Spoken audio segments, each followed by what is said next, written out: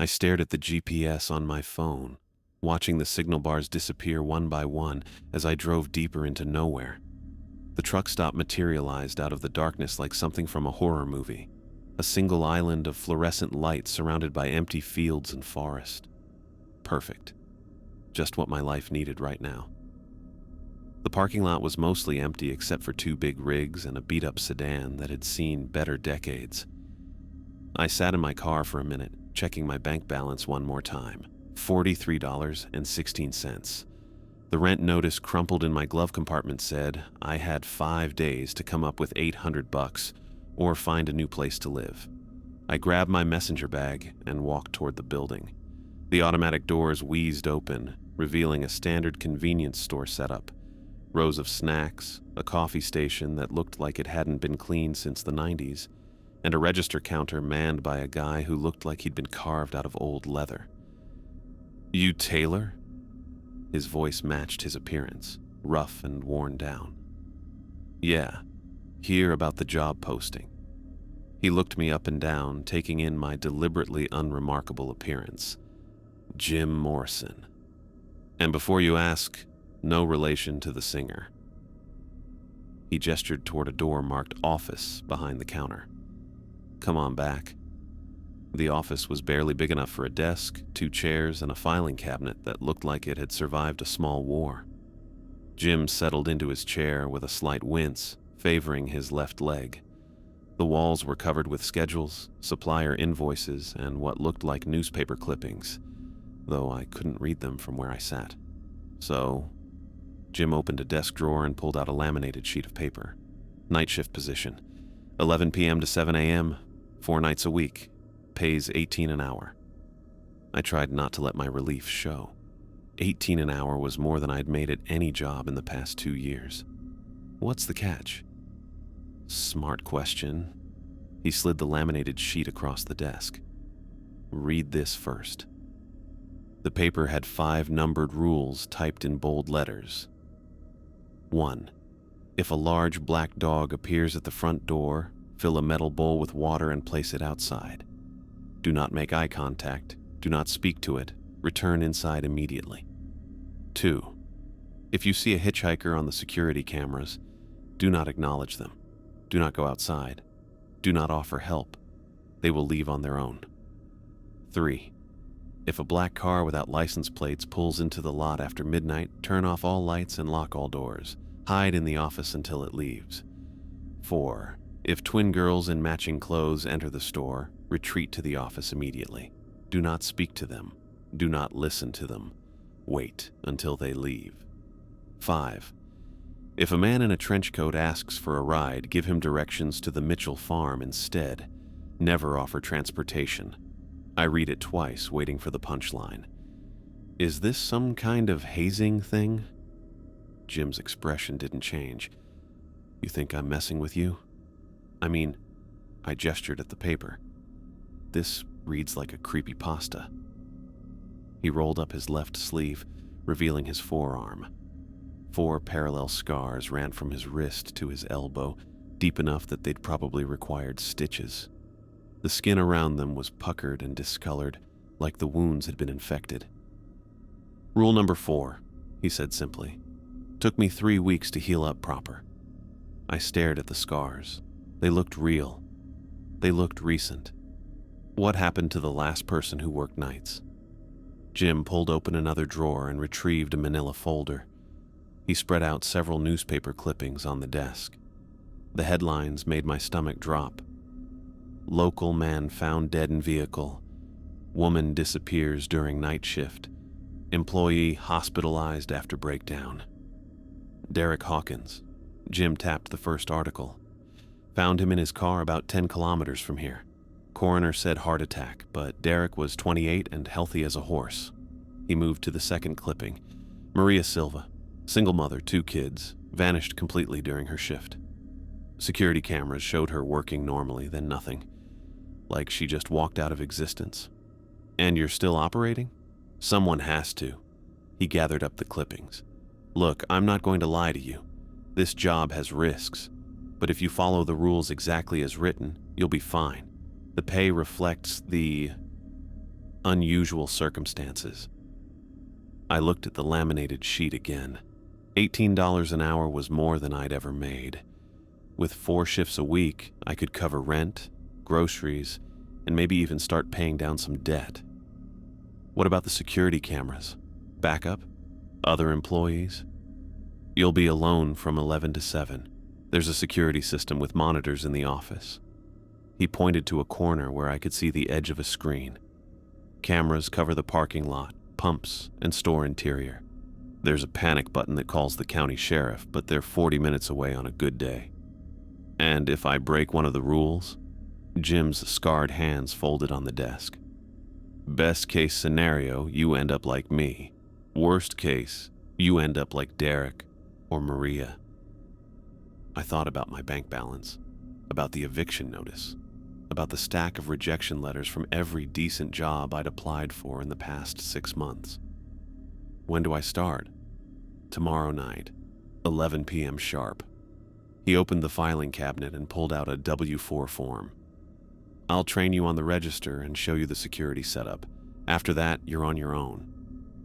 I filled out the paperwork, my hand shaking slightly as I signed my name.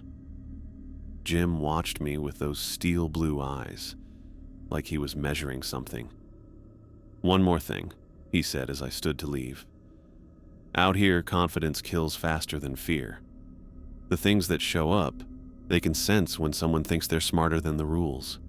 Don't be that person. I folded the rule sheet and slipped it into my pocket. Anything else I should know? Yeah. Jim's expression was grim.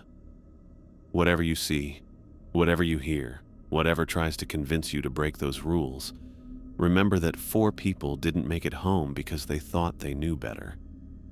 I walked back to my car, the fluorescent lights casting harsh shadows across the empty parking lot.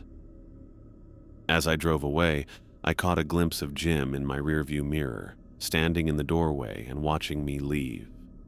The rule sheet crinkled in my pocket every time I shifted gears. $18 an hour.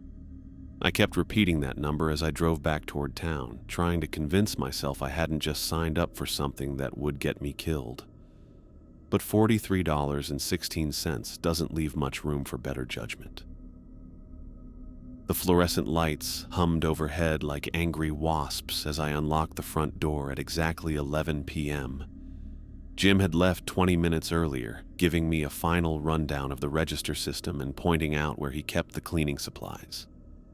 The whole place felt different at night, bigger somehow, with shadows pooling in corners that seemed perfectly normal during the day.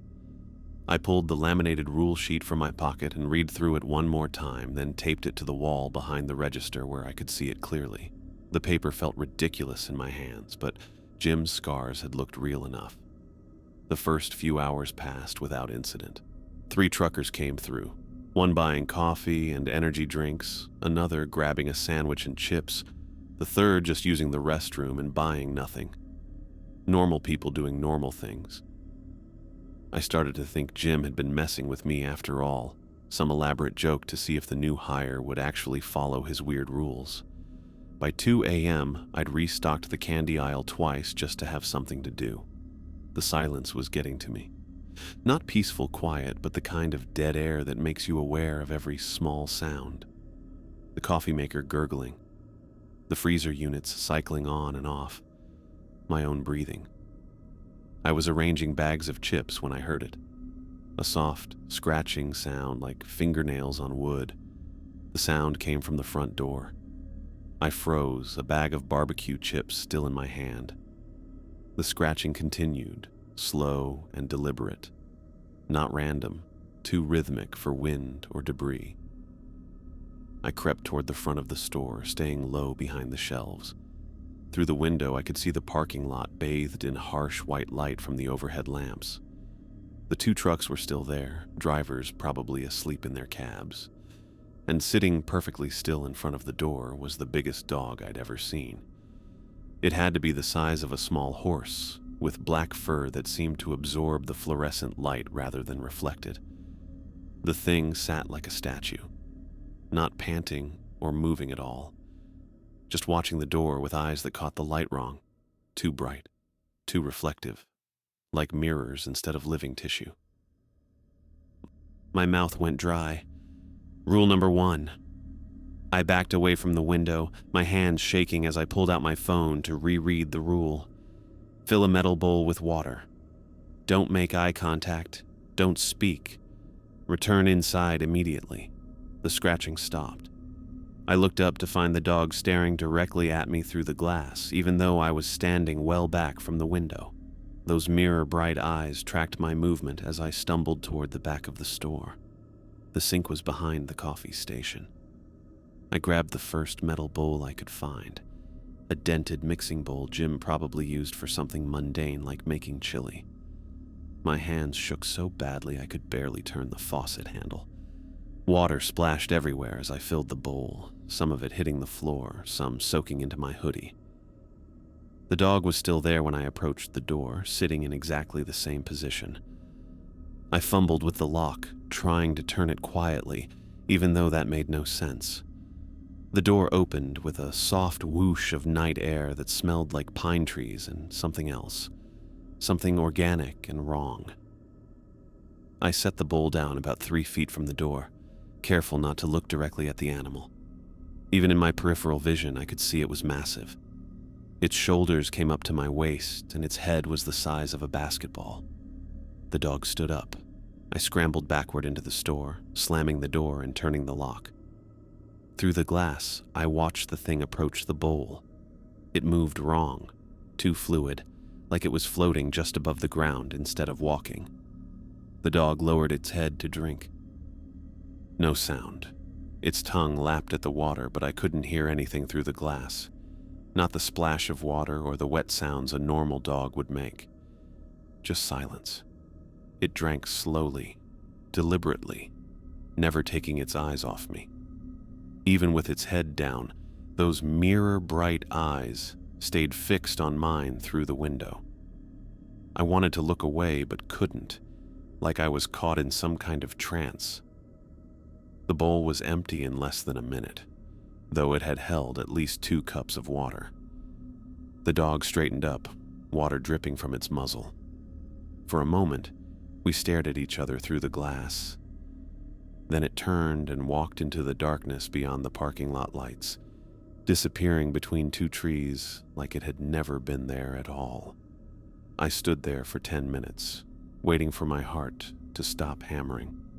When I finally worked up the courage to check the door, I found deep gouges in the wood around the handle. 4 parallel scratches that definitely hadn't been there when I'd arrived. The rest of the night crawled by.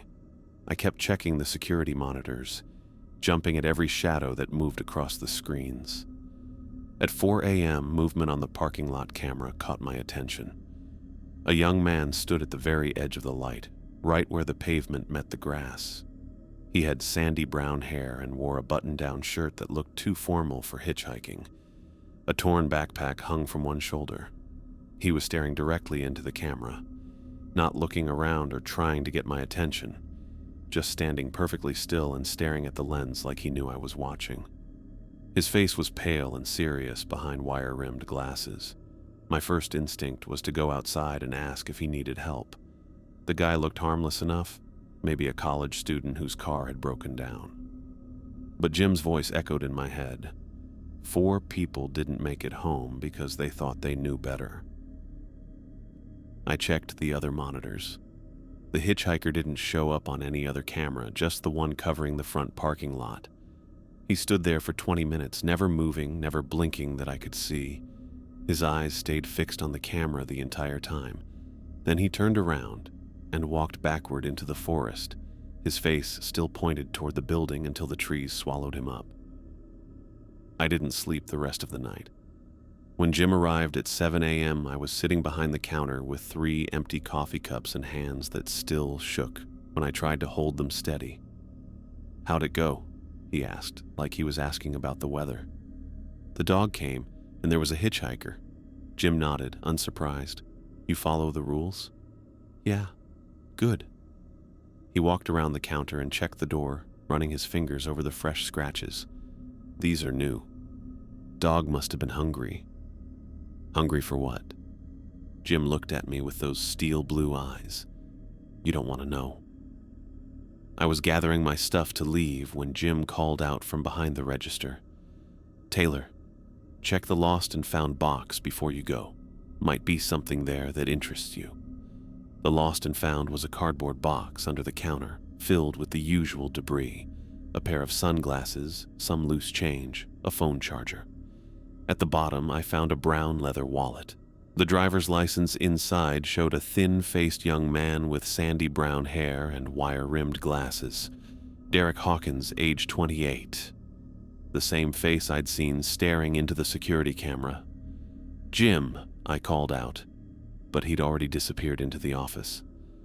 I drove home with Derek's wallet on my passenger seat, trying not to think about how a dead man's ID had ended up in a lost and found box, or why he'd been standing in the parking lot at 4 a.m. $18 an hour, I reminded myself, but the number didn't feel as comforting as it had yesterday. I was getting the hang of this weird job. 3 nights in, and I'd developed what you might generously call a routine.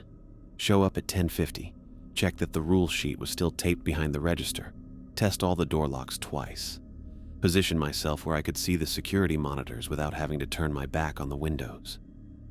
Tonight felt different, though. Heavier somehow, like the air pressure had dropped.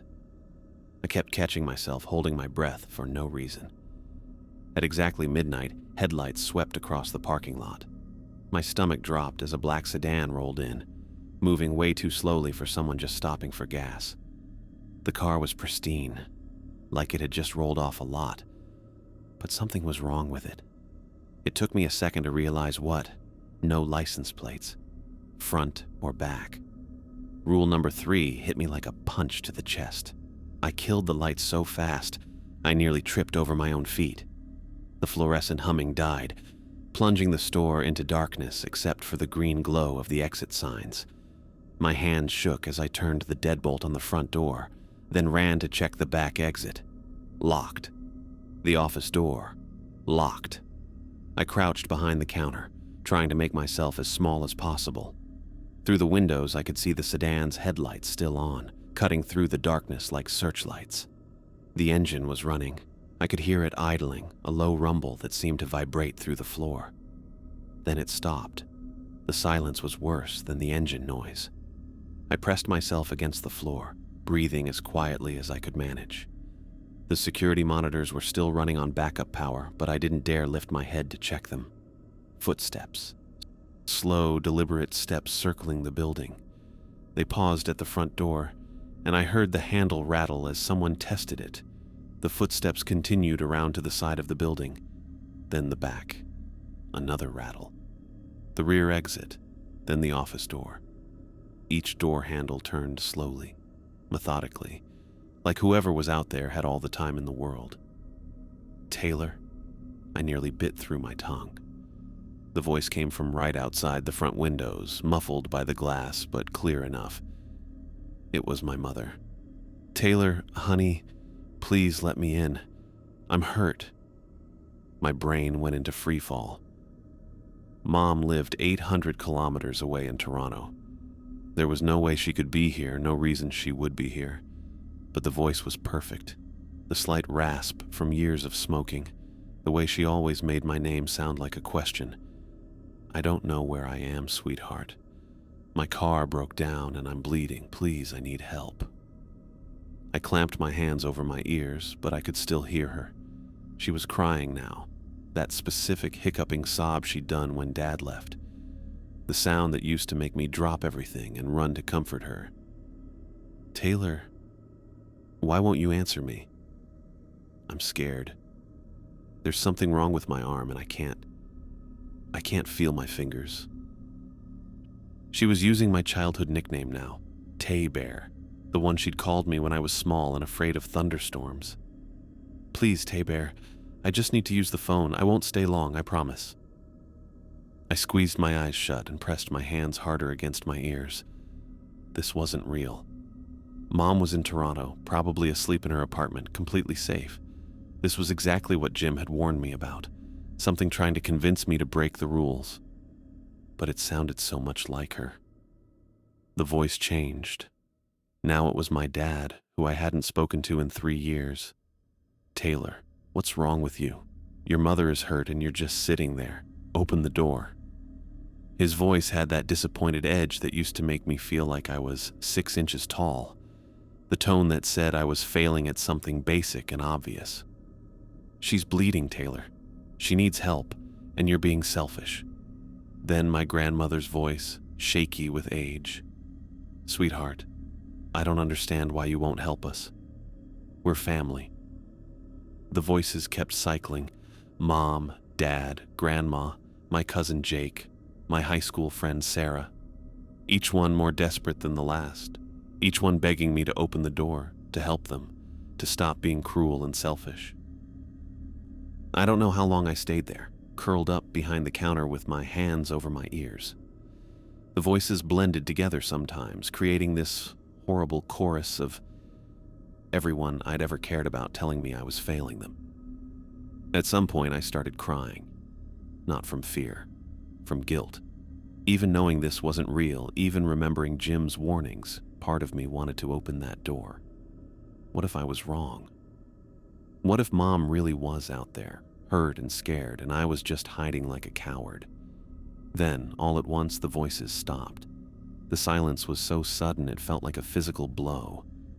I lifted my head slowly, listening for any sound. Footsteps, breathing, the car engine. Nothing. I waited another 10 minutes before crawling to the window. Through a tiny gap in the blinds, I could see the parking lot. The black sedan was still there, but now someone was walking back to it. The figure moved normally enough, but something was off about its proportions. Too tall, maybe, or too thin. It reached the car and turned back toward the building for just a moment. Where its face should have been, there was nothing. Just smooth skin, like an unfinished sculpture. The thing got into the car and drove away. I checked my watch, 3:30 a.m. exactly. I stayed crouched behind the counter until sunrise, jumping at every small sound. When Jim arrived at 7, I was still on the floor, my legs too shaky to stand. "Black car?" he asked, taking in my appearance. I nodded. "You stay inside?" "Yeah, but Jim..." I pulled myself up using the counter edge. It knew my family's voices. It sounded exactly like my mother. Jim's expression darkened. What did it say? I told him about the voices, the cycling through family members, the way it had used my childhood nickname. Jim listened without interrupting, his scarred hands folded on the counter. "That's how it got Maria," he said finally. "Used her kids' voices. She lasted longer than most, almost 2 hours before she opened the door. What happened to her?" Security footage shows her walking out to the car at 3:30 a.m. She got in willingly, even smiled at something the driver said. Car drove off, and that was it. Never found her or the vehicle. I thought about the smooth, featureless face I'd seen. The thing driving. It didn't have a face. They never do. That's how you know it's not real, no matter how perfect the voices sound. Jim walked around the counter and checked the windows. "Come here." He led me to the front window and pointed at the glass. Handprints covered the surface, dozens of them, overlapping and smeared. Some were small, like a child's. Others were huge, with fingers too long to be human. "These weren't here yesterday," Jim said. I stared at the prints. The security footage. Won't show anything. Never does with the black car. Far as the cameras are concerned, nothing happened here last night. We stood there looking at the handprints, evidence of something that officially didn't exist. I thought about Maria Silva, a single mother who'd probably heard her children's voices calling for help. How long could anyone resist that? "Jim," I said quietly, "how many people have you lost to that thing?" He was quiet for a long moment. Maria was the third, but she lasted the longest. I drove home with the windows down, trying to get the sound of my mother's voice out of my head. The handprints on the truck stop windows had looked desperate, like whatever made them had been trying to claw its way inside, or maybe trying to claw its way out. 2 weeks of night shifts had turned me into a paranoid wreck. I jumped every time the coffee maker gurgled, spun around whenever a truck's air brakes hissed in the parking lot, and checked the locks obsessively even when no one was around. The worst part was how normal everything seemed most of the time. Just me, the fluorescent lights, and the endless hum of refrigeration units. I'd started bringing headphones to work, but Jim had shut that down fast. "You need to hear them coming," he'd said, like that was a perfectly reasonable thing to tell an employee. Tonight felt different again. That same heavy air pressure I'd noticed before the black car incident. I was mopping near the coffee station trying to focus on the simple task of cleaning when the door chime rang. 2 girls walked in, identical twins, maybe 12 years old, wearing matching yellow dresses that looked like something from a vintage catalog. Bright fabric, puffy sleeves, white collars, completely wrong for the late hour and the October chill outside. They moved together like synchronized swimmers, each step perfectly timed. When one reached for a bag of chips, the other grabbed the exact same brand from a different shelf. Same motion, same timing, like they were connected by invisible strings. My hands started shaking so badly, I nearly dropped the mop. Rule number 4. Retreat to the office immediately. Don't speak to them. Wait for them to leave. I backed toward the office, trying to move casually while my heart hammered against my ribs. The twins continued shopping, if you could call it that. They picked up items, examined them with identical head tilts, then set them down in perfect unison. "Excuse me," they said together, their voices blending into one sound. "We need help finding our parents." I kept backing up, not trusting myself to speak. The office door was maybe 10 feet away. I could make it.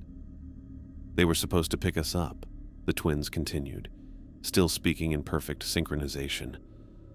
"But they never came." The echo effect of their combined voices made my head throb.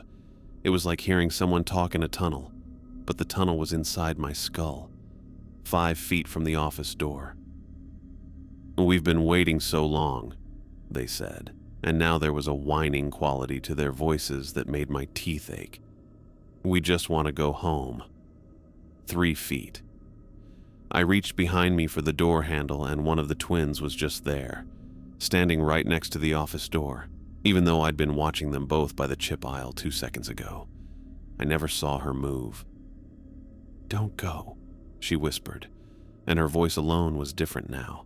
Higher, more childlike. "We're lonely." She reached out toward me, and I saw her fingernails. They weren't normal fingernails anymore.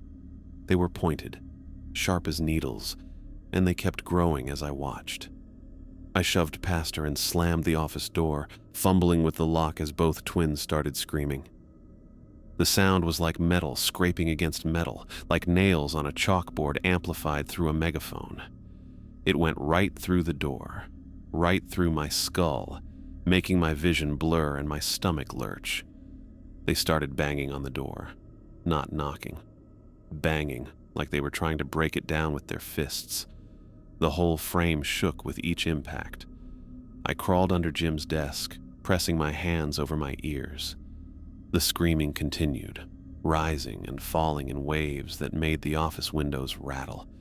Between the impacts on the door, I could hear them talking to each other in that synchronized voice. "She won't play with us. She's being mean. We just want a friend. Make her come out. Make her play." I squeezed my eyes shut and tried to think about anything else. My bank account, which was finally looking healthier. The rent I'd been able to pay on time. The groceries I could afford now. $18 an hour, $18 an hour, $18 an hour. Something sharp scraped against the door. Long, deliberate scratches like someone drawing with a knife. The twins were still talking, but their voices were getting distorted, stretching out like a recording played at the wrong speed. "Why won't you play with us?" Under the desk, my hand brushed against something carved into the wood. I pulled out my phone and used the flashlight to see what it was. Claw marks. 4 parallel gouges scratched deep into the underside of Jim's desk, just like the ones on the front door. But these were old, worn smooth by time and countless hands running over them. Someone else had hidden under this desk before. Someone else had crouched here while things with claws tried to get in. The banging stopped all at once. The silence was so sudden it felt like my ears had popped. I stayed under the desk for another 10 minutes, listening for any sound, footsteps, voices, breathing. Nothing. Finally, I crawled out and checked the security monitor. The twins were walking toward the front door, but they were moving backward, facing the camera, facing me while their feet carried them in reverse toward the exit. Their yellow dresses swayed normally, like they were walking forward, but their bodies moved in the wrong direction. They reached the door and backed right through it, never turning around, never breaking eye contact with the camera. I waited until sunrise to leave the office. When I unlocked the door, the smell hit me immediately. Something rotten, sweet, and cloying like fruit left in the sun too long. Everything the twins had touched was ruined. The bag of chips one had picked up had crumbled into gray dust that spilled across the shelf. Candy bars were covered in white mold that moved when I looked at it. Not mold, I realized with horror, but tiny squirming maggots. A bottle of soda had turned black, the liquid inside thick and viscous. I was still staring at the destruction when Jim arrived. "Twins?" he asked, taking in the rotted merchandise. "Yeah, I made it to the office." "Good." He walked over to examine the ruined candy, poking at it with a pen. Last guy who talked to them wasn't so lucky. "What happened to him?" Jim looked at me with those steel blue eyes. "He's alive, if that's what you're asking. Lives in a care facility about an hour north of here, but he only speaks in rhymes now and he won't stop grinning. Been that way for 6 years. I thought about the synchronized voices, the way they'd moved together like parts of the same organism. What are they? Don't know. Don't want to know." Jim started gathering up the rotted merchandise with rubber gloves. "Some questions are more dangerous than the answers." I helped him clean up, trying not to breathe through my nose. The maggots writhed and popped when we swept them up, leaving dark stains on the floor. "Jim," I said as we worked, "how long can someone do this job?" He paused, a bag of decomposed chips in his hands. "Long as they follow the rules and don't ask too many questions." That's not really an answer. It's the only answer I've got. I drove home with the windows down again, trying to get the smell of rot out of my nose. In my rearview mirror, the truck stop looked normal in the morning light. Just another roadside business, serving coffee and gas to travelers. But I could still hear the twins' voices echoing in my head, asking why I wouldn't play with them. And I kept thinking about the man in the care facility, grinning and speaking in rhymes, trapped in whatever the twins had done to his mind. $18 an hour, I told myself, but the number was starting to feel less like a paycheck and more like the price tag on my sanity. The clock read 2:47 a.m. when I heard the door chime. My last shift before 3 days off, and I'd been counting down the hours, like a prisoner marking time on a cell wall. The man who walked in was completely soaked. Water dripped from his dark trench coat in steady streams, pooling on the linoleum with each step. His hat brim sagged under the weight of moisture, sending rivulets down his face. The weird part? It hadn't rained in 3 weeks. The whole county was under a drought warning. He moved toward the counter with deliberate steps, each footfall leaving a perfect wet print behind him. Water poured off his clothes like he'd just climbed out of a lake, but somehow he never seemed to get any drier. The puddles just kept forming. My throat went tight. Rule number 5 crashed into my consciousness like a freight train. The man reached the counter and tilted his head up. Water cascaded from his collar, splashing onto the floor between us. When he spoke, his voice sounded like someone talking underwater, distorted, bubbling, wrong. "I need a ride to the old Mitchell farm." My hands gripped the counter edge so hard my knuckles went white. The memorized directions felt clunky in my mouth, but I forced them out. Follow the road north for about 8 kilometers. Take the second left after the old grain silo. Cross the wooden bridge and keep going until you see the farmhouse. He stared at me through the water streaming down his face. His eyes were too dark, like looking into deep water at night. Are you certain you won't give me a ride? The question hung in the air between us. Water kept dripping from his coat, creating this steady rhythm like a leaky faucet. The smell hit me then. Lake water and something else. Something organic and rotten, like fish left in the sun.